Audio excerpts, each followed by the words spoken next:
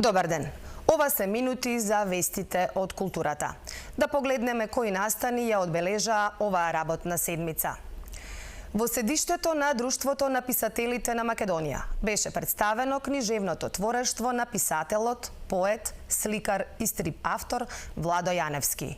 Јаневски веќе 3 децении живее во Сиднеј, а инспирација за пишување најчесто му се многобројните патувања низ светот.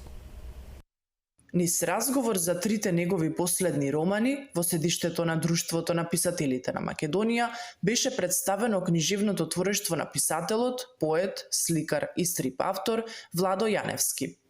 Станува збор за романите Кој го уби Едгар Алан По, Смртта не е крај и Мртвите знаат најдобро.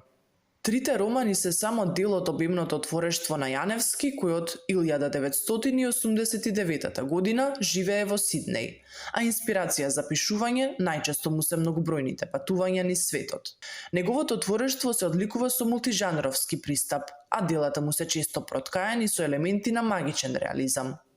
Вечерва имаме чест да представиме и да се запознаеме подобро со три магиско, реални и такви кавкијански необични романи, посебни за македонската публика заради необичниот стил на Владо, кој што ќе го разложиме малку повеќе како светоглед вечерва.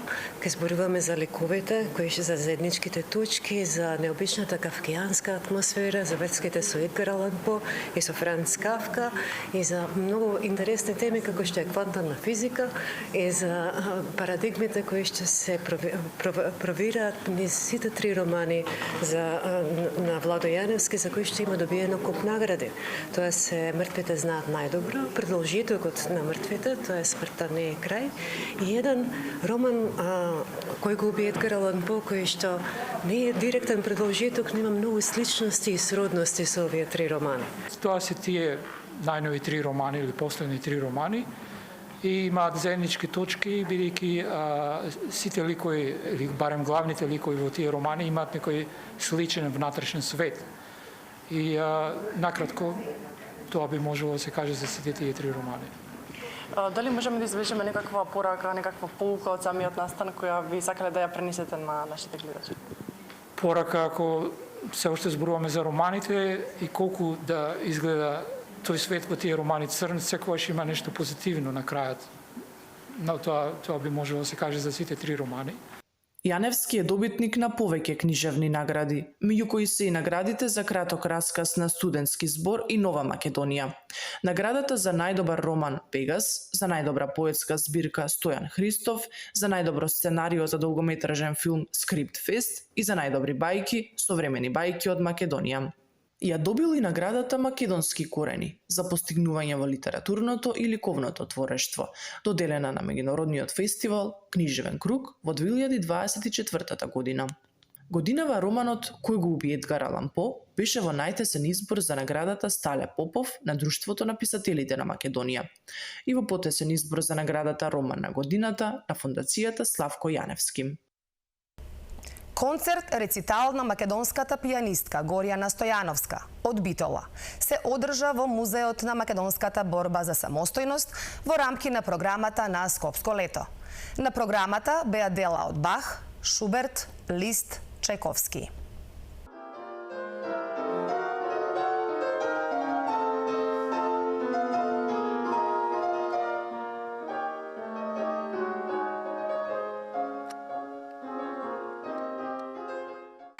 Тие се изборот кој јас го направив заради тоа што концептот на овој концерт би требало да биде едно затишје и потнатаму една бура.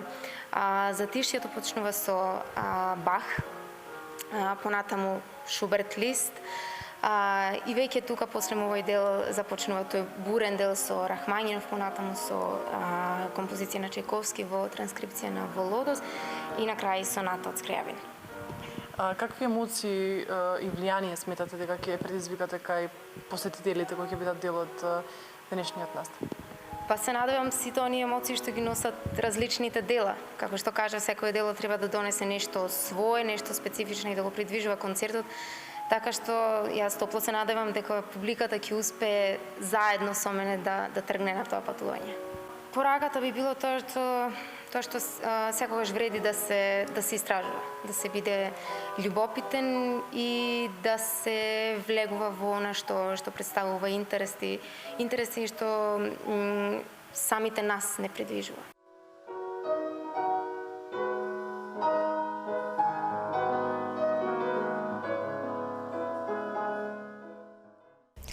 Во Националната установа Завод Музеј Битола отворена е нова, реконструирана музејска поставка што ќе значи збогатување на туристичката понуда на општина Битола. На повеќе од 1400 метри квадратни изложени се предмети од историскиот период, етнолошки предмети, галерија на икони и градски костими. Проектот е од големо значење за општина Битола, бидејќи го збогатува музејскиот фонд на самиот музеј, со повеќе културни сегменти. Историска поставка, дел етнолошка поставка, градски носии, со што љубителите на музејската дејност ќе имаат можност да бидат една ретка музејска поставка која ќе привлече голем број посетители и ќе го раздвижи туризмот во овој дел од Македонија, велат од Завод и Музеј Битола. Со оваа информација ги завршуваме вестите од културата. Ви благодарам на вниманието. Довидување.